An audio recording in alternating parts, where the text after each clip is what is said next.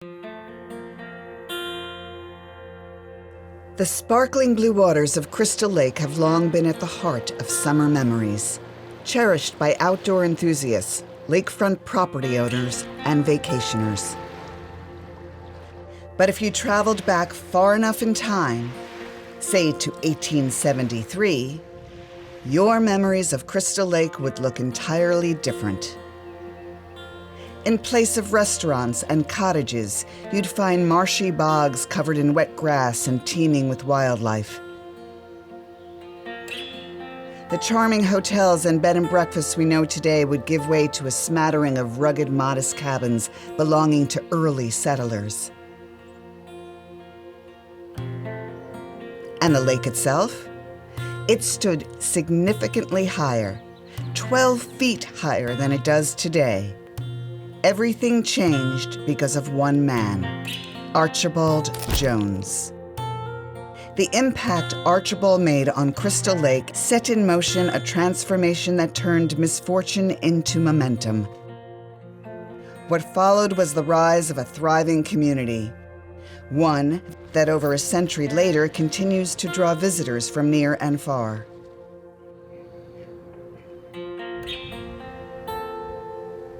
Today, the complex history of Crystal Lake is kept alive by historians and enthusiasts alike.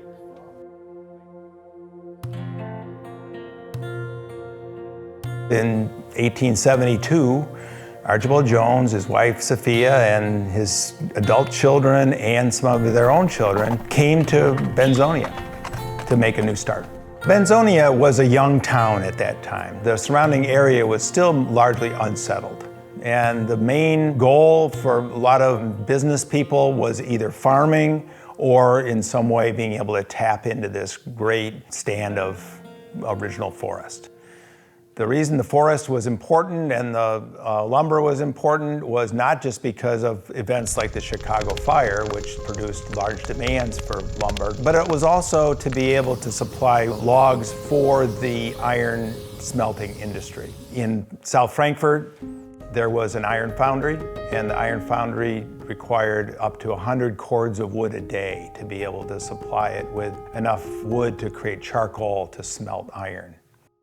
To be able to really tap that resource, someone needed to figure out how to get the logs into the water and down the water to Lake Michigan.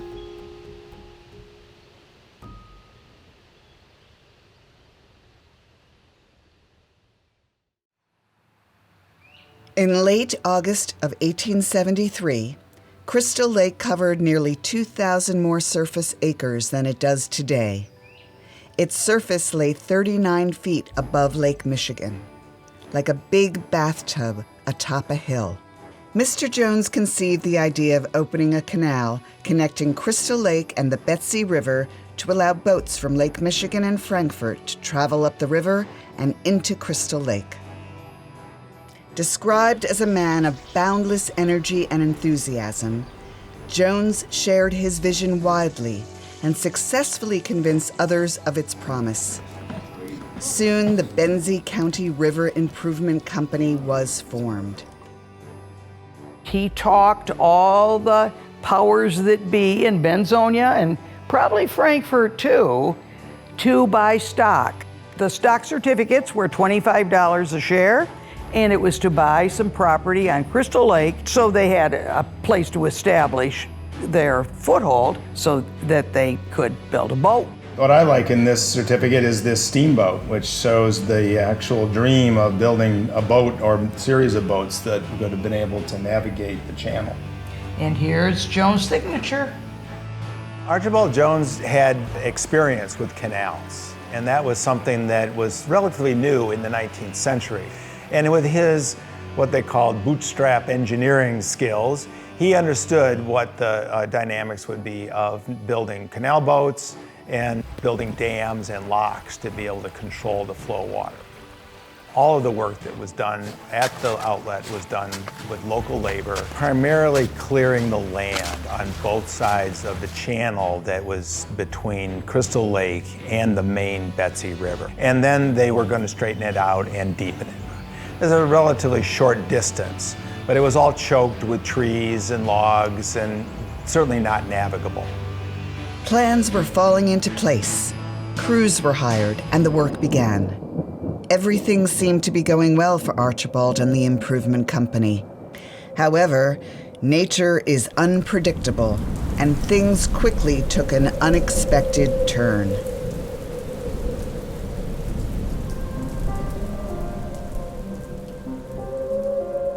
On the morning of August 23, 1873, a fierce storm drove white-capped waves over the temporary dam at the outlet.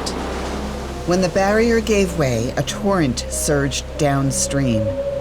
In a matter of hours, the lake lost nearly a quarter of its volume, its surface dropping 17 feet. Though the precise figures remain debated, the scale of the loss was undeniable. Whitecaps brought more water toward the dam. It was probably insufficient to control the amount of water that was actually going to come out of the lake, and there was a major washout. A lot of water flowed very, very quickly. In fact, it is said that you could hear it 5 miles away up here in town. And lots of the townspeople got their buggies and headed that direction, trying to figure out what was going on. An estimated 56 billion gallons of water rushed out of Crystal Lake, inundating the entire Benzie River Valley, washing away crops and farmland in the process. One newspaper reported a group of 3 boys getting stranded on a small island after they decided to float a makeshift raft. Incredibly, the washout did not result in any immediate fatalities. The Crystal Lake event was determined to be the largest inundation from an inland lake due to a man-made cause in U.S. history. This record held for 147 years until exceeded by the Tittabawassee River event near Midland, Michigan in 2020. It took about 2 weeks for it to actually drop down to its new natural level, leaving giant sandbars, and a massive amount of beach was exposed. Crystal Lake went down 17 feet, and all of a sudden there was a shoreline. Lots of rocks. There was a report that said that the shoreline was hard enough to race a horse on.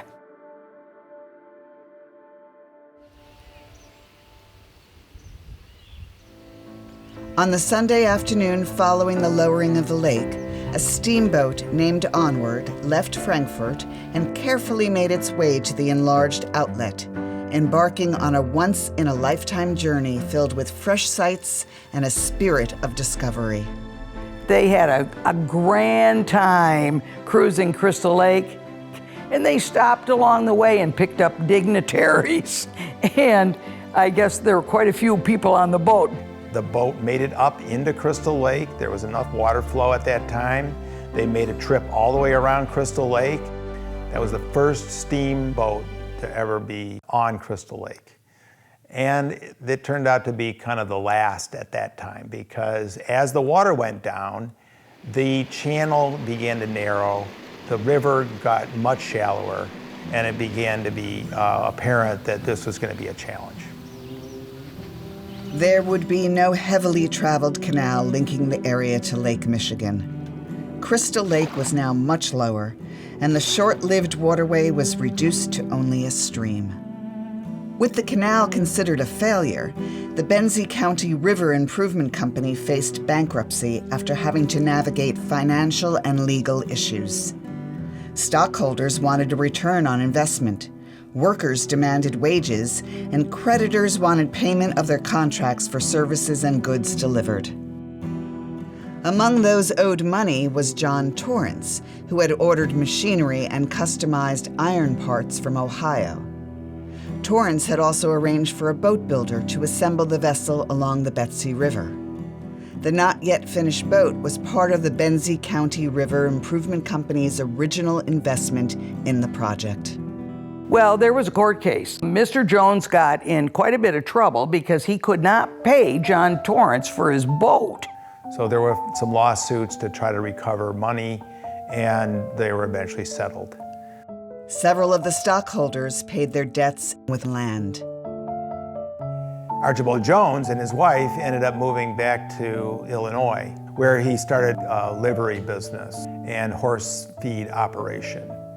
His son turned their house into a hotel for a time. The house was kept in the family for generations. One of the very first things that happened as a result of the lowering of Crystal Lake was, of course, this wonderful beach that was there and some land. And Western Union was contacted, and within a year of the lowering of Crystal Lake, the telegraph lines were set up to run from Frankfort through Benzonia to Traverse City. With no need for grading, the area was an ideal location for development. This provided an obvious and lucrative opportunity for investors to build a railroad depot, establishing a right-of-way connection between Frankfort and Thompsonville. The depot's location helped facilitate the founding of the village of Beulah. The lake's unobstructed 21-mile beach offered an abundant supply of gravel for road construction. For the first few years after the lowering of Crystal Lake, the water levels were unpredictable. However, the construction of a concrete dam in 1911 allowed people to feel confident in building homes and businesses.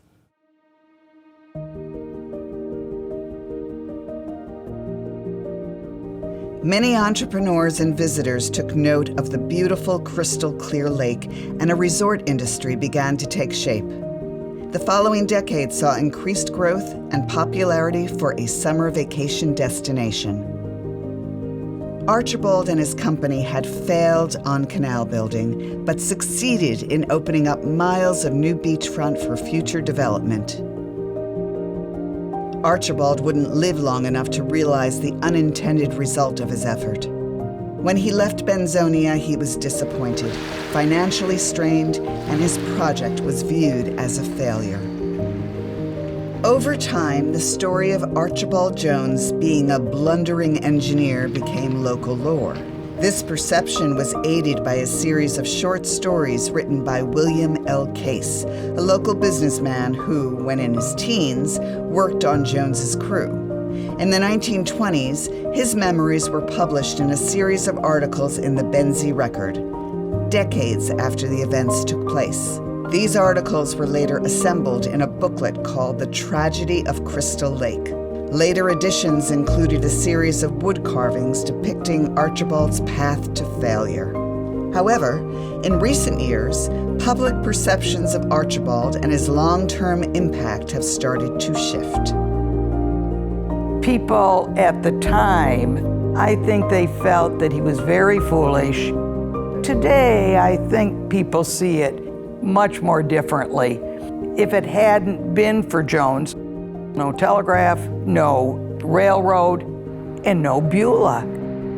Archibald's biggest enthusiast, Dr. Stacy Leroy Daniels, has dedicated much of his life to researching Archibald Jones and has felt compelled to help reshape the community's perception of the lowering of Crystal Lake. In 2015, Daniels published a book about the event titled The Comedy of Crystal Lake. He commissioned a new series of artistic works in the same woodblock style that was used in the Tragedy of Crystal Lake booklet. Artist Glenn Wolfe created a series of images on woodblocks that tell this same story with a little bit of a different twist. With Stacy's his vision of events, you have Archibald Jones smiling down and looking at his work and having a different kind of thought about it as something that maybe didn't turn out so bad after all. Dr. Stacy Leroy Daniels has been known to dress as his favorite historical figure, even sporting a similar long gray beard and blowing a horn at annual celebrations. In 2024, Stacy Daniels and his wife, Carol Yvonne Daniels, donated funds to create the Archibald Jones Historical Research Center.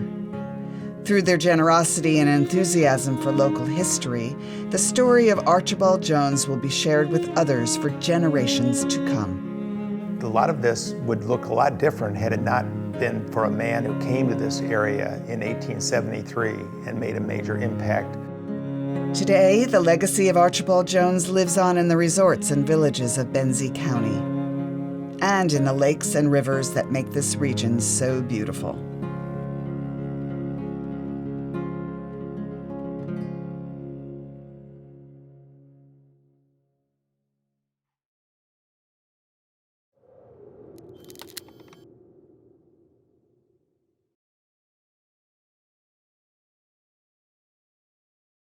To learn more, visit our website at benziemuseum.org.